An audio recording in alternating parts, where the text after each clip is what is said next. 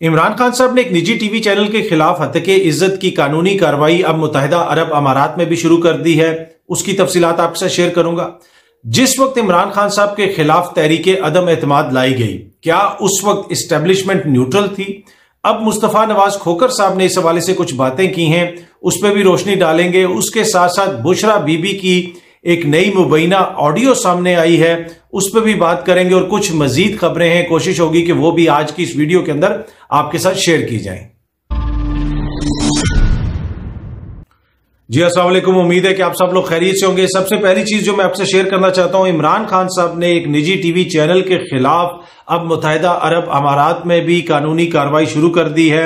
हत्के इज्जत की कानूनी कार्रवाई। आपको याद होगा कि तोशा खाना के हवाले से एक स्टोरी आई थी जिसमें एक शख्स ने दुबई में बैठ के एक पाकिस्तान के चैनल को इंटरव्यू दिया था और ये दावा किया था कि इमरान खान साहब ने को जो घड़ी मिली थी वो घड़ी उन्होंने खरीदी थी और वो घड़ी जो है वो फरा गोगी साहिबा ने आके उनको बेची थी। और वो सारे पाकिस्तान में बहुत दफा रिपोर्ट हो चुकी है, ये सारी स्टोरी भी और ये मामला भी। तो एनीवे उस वक्त इमरान खान साहब ने कहा था कि मैं इनके खिलाफ कानूनी कार्रवाई करूंगा, बरतानिया में भी और दुबई में भी। इससे पहले खान साहब ने बरतानिया के अंदर कानूनी कार्रवाई वैसे ही शुरू कर दी है। जी हाँ जी। और अब खान साहब ने आज ये ऐलान किया है और इस हवाले से उन्होंने ट्वीट भी की है।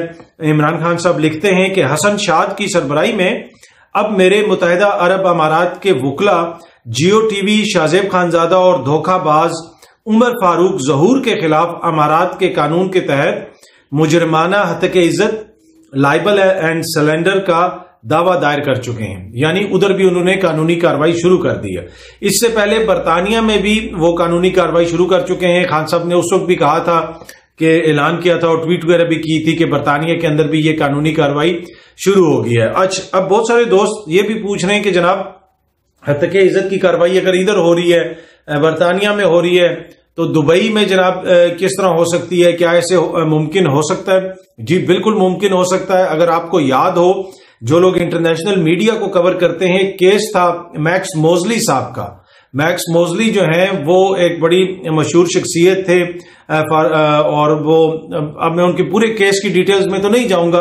बरतानिया से उनका ताल्लुक था, उनके ऊपर के हवाले से कुछ तस्वीर वगैरह शाया की गई थी जिसके ऊपर बरतानिया में भी केस चला था, वहां पे भी जुर्माना देना पड़ा था। फिर फ्रांस में भी वो केस चला था और मेरे ख्याल में उसके अलावा कुछ दीगर ममालिक के अंदर भी मैक्स मोजली साहब ने वो दावा दायर किया था हत्के इज्जत का और उसमें उनको एक तरह से, जिसे आप कह सकते हैं, कामयाबी हुई थी। तो आजकल के दौर में कहीं पे भी कोई खबर छपे, किसी जगह पे भी वो छपे, इंटरनेट के ऊपर वो हर जगह पे अवेलेबल होती है, तो मुख्तलिफ जुरिस्डिक्शंस के अंदर आप उसके खिलाफ कानूनी कार्रवाई कर सकते हैं। और उसकी बहुत सारी मिसालें मौजूद हैं। जिस वक्त हम मीडिया लॉ थोड़ा बहुत पढ़ते होते थे, उसमें मुतअद्दिद ऐसी मिसालें हैं कि जनाब एक आर्टिकल अगर छपा है किसी जगह पे, जहां पे वो डाउनलोड होता है, आप क्लिक करते हैं, आर्टिकल अमेरिका में छपा, वॉल स्ट्रीट में मिसाल के तौर पे, या न्यूयॉर्क टाइम्स में, या CNN पे, या किसी चीज पे भी, और बरतानिया में कोई शख्स उसको डाउनलोड करता है और आप ये साबित कर लें कि बहुत सारे लोगों ने बरतानिया में पढ़ा है और बरतानिया में उनकी रेपुटेशन खराब हुई है, तो वहां पे भी वो आप उनको सू कर सकते हैं। और इसी तरह मुख्तलिफ केसेस भी हैं। उसमें एक वॉल स्ट्रीट वर्सेस जमील का केस हमें पढ़ाया जाता था एज ए केस स्टडी कि वो वॉल स्ट्रीट ने छापा था कोई किसी और जगह पे, फिर वो बरतानिया में कंपनी थी और उन्होंने वहां पे सू किया। उसमें वो जो डिफरेंट डिफेंस यूज हुआ। अब ये जो आप केसेस वगैरह करते हैं हत्के इज्जत के, इसके अंदर भी मुख्तलिफ किस्म की आपके पास डिफेंस होते हैं कि जनाब ये हमने स्टोरी दी है, इसके ऊपर हमारा ये डिफेंस है। डिफेंस क्या है जनाब कि ये बिल्कुल सच्चाई है, फैक्ट है, तो ये हमारा डिफेंस है, ये फैक्ट है। दूसरा ये है कि ये पब्लिक इंटरेस्ट में था, नॉट समथिंग कि ये पब्लिक ने इसमें इंटरेस्ट हो, बल्कि ये पब्लिक इंटरेस्ट में था और ये ऐसी चीज थी। तो वो काफी सारे डिफेंस हैं। उसमें एक बरतानिया में बड़ा मशहूर डिफेंस है जो जिसे कहा जाता है, और दुनिया में अब मुख्तलिफ जगहों पे वो कोर्ट भी होता है, रेनल्ड्स डिफेंस।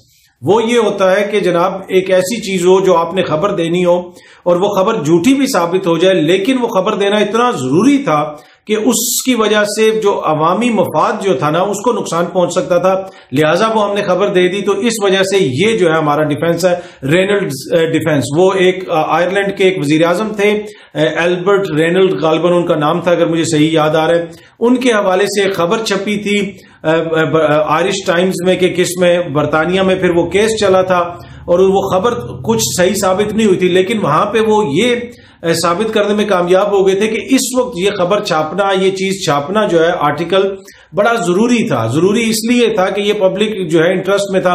اس میں جو آئرلینڈ میں خبر چھپی تھی اس کا کچھ حصہ برطانیہ میں نہیں چھپا تھا، وہ بڑا لمبی سٹوری ہے، پر میں صرف آپ کو اس کی چیزیں بتا رہا ہوں تاکہ آپ سمجھ سکیں۔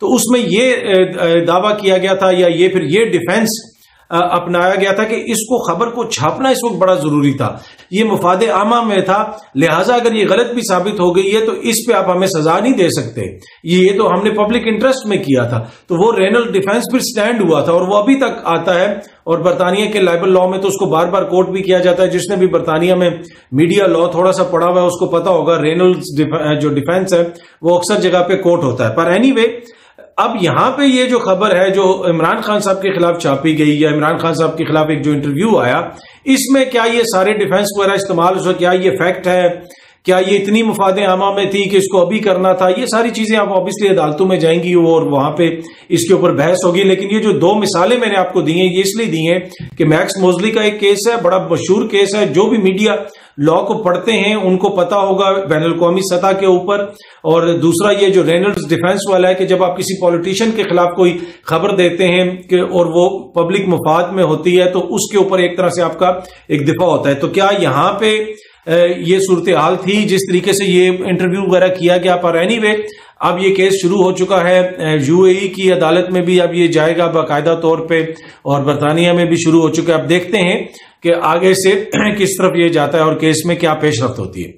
اچھا، دوسری چیز جو میں آپ سے شیئر کرنا چاہتا ہوں وہ بڑی امپورٹنٹ ہے، وہ یہ ہے کہ میں آپ کو بار بار کہتا ہوں پروجیکٹ جو ہے وہ شہباز شریف ہمیں نظر آیا کہ لانچ کیا گیا۔ یہ کہتے ہیں نا جی پروجیکٹ عمران، اگر ہم نے حالیہ تاریخ میں کوئی پروجیکٹ دیکھا ہے تو وہ اس وقت اقتدار میں جو لوگ بیٹھے ہیں وہ جس طریقے سے ان کو اقتدار میں لایا گیا وہ بظاہر ایک پروجیکٹ لگتا ہے، وہ یہ نہیں لگتا کہ یہ کوئی نیچرل طریقے سے یہ چیز آئی ہے یا پھر یہ حکومت آئی ہے۔ اس حوالے سے مختلف آراء ہو سکتی ہیں، ہر کوئی اپنا اپنا نقطہ نظر رکھتا ہے۔ کوئی یہ کہتا ہے کہ خان صاحب نے اپنے اتحادیوں کے ساتھ ان کا سلوک ٹھیک نہیں تھا، اس وجہ سے انہوں نے جناب وہ خان صاحب سے علیحدہ ہو گئے اور یہ حکومت بن گئی۔ لیکن جس وقت ووٹ آف نو کانفیڈنس آیا، کل مصطفیٰ نواز کھوکھر صاحب سے ایک نجی ٹی وی چینل کے اوپر یہ پوچھا گیا کہ جناب کیا جب ووٹ آف نو کانفیڈنس آیا تھا تو اس وقت اسٹیبلشمنٹ تو نیوٹرل تھی؟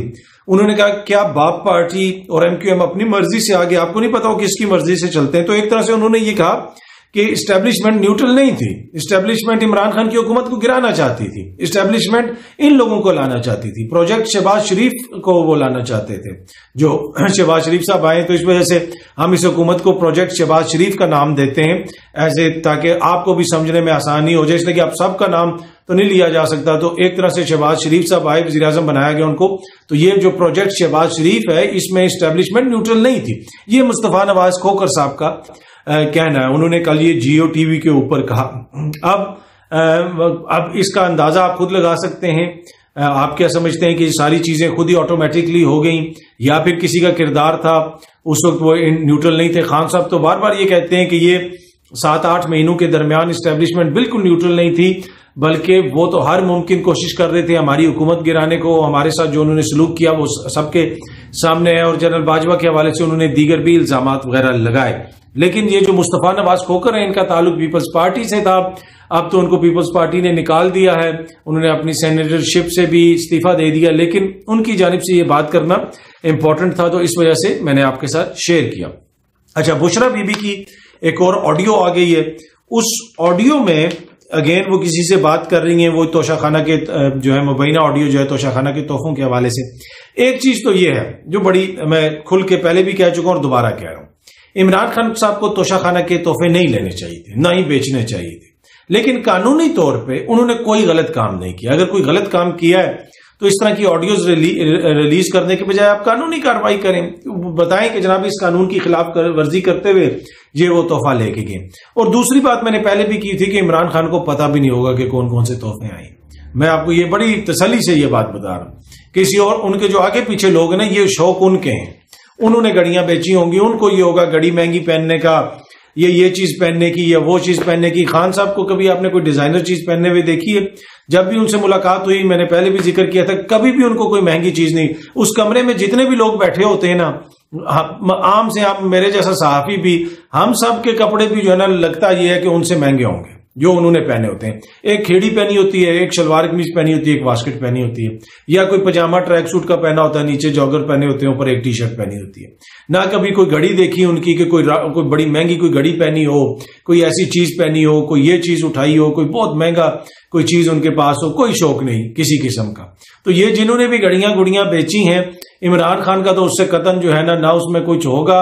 ہاں باقی یہ ہے کہ اخلاقی طور پہ میں سمجھتا ہوں کہ ان کو نہیں لینی چاہیے تھی. اگر ان کے گھر میں سے بھی کسی نے بیچی ہے تو ان کو پوچھنا چاہیے بھائی یہ کیوں تم تحفے منگوا رہے ہو، کیوں یہ کر رہے ہو. تو اس کی تو کوئی جسٹیفیکیشن نہیں ہے اخلاقی طور پہ. ہاں قانونی طور پہ اس میں کوئی مسئلہ نہیں ہے، اور اسی وجہ سے یہ روز اس طرح کی آڈیوز لیک کرتے ہیں تاکہ جناب چیزوں کو دوسری طرف لے جایا جائے، بحث کا رخ دوسری طرف کیا جائے. اور وہ بحث کا رخ اس لیے دوسری طرف کرنا ہے کہ حالت یہ ہے کہ آپ کے ملک میں کئی درجن ٹیکسٹائل یونٹس جو ہیں، جو چھوٹی لومز ہیں یا چھوٹے ٹیکسٹائل کی ملز ہیں یا دیگر جو ملز ہیں، وہ بند ہو چکی ہیں.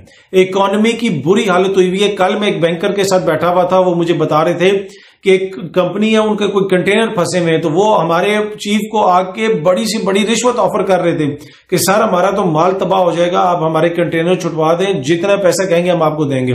تو ہم نے ان کو سمجھانے کی کوشش کی بھائی ڈالر ہی نہیں ہے اکانومی کی، ہم کس طرح کر سکتے ہیں. تو یہ اکانومی کی حالت ہے. اس موقع کے اوپر ان حالات کے اندر پھر بار بار جو ہے یہ اس طرح کی مبینہ آڈیوز لیک کی جاتی ہیں تاکہ بحث کا رخ دوسری طرف موڑا جائے، اور اس میں کچھ بھی نہیں. اچھا ایک اور امپورٹنٹ چیز ہے کہ اب یہ آڈیو میں آواز بشرا بی بی کی ہوگی، یہ آڈیوز مختلف جگہوں پہ ریکارڈ ہوئی نہیں ہے. پھر ان کو پاکستان تحریک انصاف والے کہتے ہیں ان کو جوڑ کے ادھر سے آواز ادھر اٹھائی، ادھر سے ادھر اٹھائی اور اٹھا کے ان کو جوڑ دی. اور بہت ساری اس طرح کی آڈیوز لوگوں نے مذاق کے طور پہ نواز شریف صاحب کی، دیگر سیاستدانوں کی بھی جوڑ کے انٹرنیٹ کے اوپر، سوشل میڈیا کے اوپر ریلیز کی تاکہ لوگوں کو پتہ چل سکے کہ کس طرح آڈیو جوڑ کے کچھ بھی بنایا جا سکتا ہے. تو یہ آڈیوز آئی ہیں، لیکن امپورٹنٹ چیز یہ کہ یہ آڈیوز ریکارڈ ہوئی ہیں، مختلف آڈیوز ریکارڈ ہوئی ہیں، پھر ان کو جوڑا گیا، اور یہ ریکارڈ ہوئی ہیں وزیر اعظم کی سیکیور لائن سے. تو وہ کون لوگ تھے جو وزیر اعظم کے ہاؤس میں بگنگ کر رہے تھے، وزیر اعظم کو ریکارڈ کر رہے تھے، ان کی فیملیز کو ریکارڈ کر رہے تھے، اور یہ سب غیر قانونی ہے. یہ آڈیو میں اگر کچھ ہوتا تو یہ اس کو قانون کے مطابق لے کے جاتے. یہ کسی عدالت میں اس آڈیو کو بھی پیش بھی نہیں کر سکتے. میں آپ کو بتاؤں گا، ابھی بتا رہا ہوں آپ کو، یہ کسی عدالت میں اس آڈیو کو پیش بھی نہیں کریں گے، اس لیے کہ پکڑے جائیں گے کہ جناب یہ تو غیر قانونی کام ہے.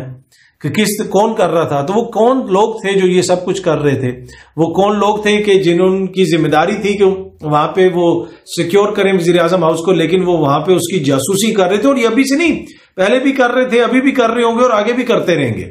تو یہ ایک بڑا وہ جسے کہتے ہیں نا، یہ حالت ہے ہمارے جوہری طاقت پاکستان کی کہ ہمارے ملک کا جو وزیر اعظم ہے اس کی جو آڈیوز ہیں وہ بھی ریکارڈ ہوتی رہتی ہیں، اور وہ پھر اپنے اس کے مطابق کبھی شہباز شریف کی ریلیز کر دی جاتی ہے، کبھی بشرا بی بی کی ریلیز کر دی جاتی ہے، کبھی جناب عمران خان صاحب کی ریلیز کر دی جاتی ہے. لیکن یہ جو آڈیوز بشرا بی بی کی بار بار آ رہی ہیں، اس میں نے آپ کو بتایا کہ اخلاقی پہلو پہ تو ہم کوشچن کر سکتے ہیں کہ بھائی آپ کو کیا شوق ہے. عمران خان نے تو یہاں تک کہہ دیا تھا، ایک دن ریحام خان صاحبہ کے ساتھ وہ انٹرویو دے رہے تھے، اس وقت ان کی شادی ہوئی تھی، تو انہوں نے عمران خان نے کہا کہ لوگ اتنے مہنگے گھڑیاں لیتے ہیں، بیگز لیتے ہیں، اور اگر ریحام خان سے انہوں نے پوچھا کہ اگر آپ سے یہ کوئی مہنگا بیگ مانگیں، ان کا یہ کیسے ہو سکتا ہے کہ آپ 10 لاکھ کا بیگ اٹھا لیں اور لوگ جو ہیں وہ بھوکے مر رہے ہیں، اگر یہ مجھ سے 10 لاکھ کا بیگ مانگے گی تو میں اس کو طلاق دے دوں گا.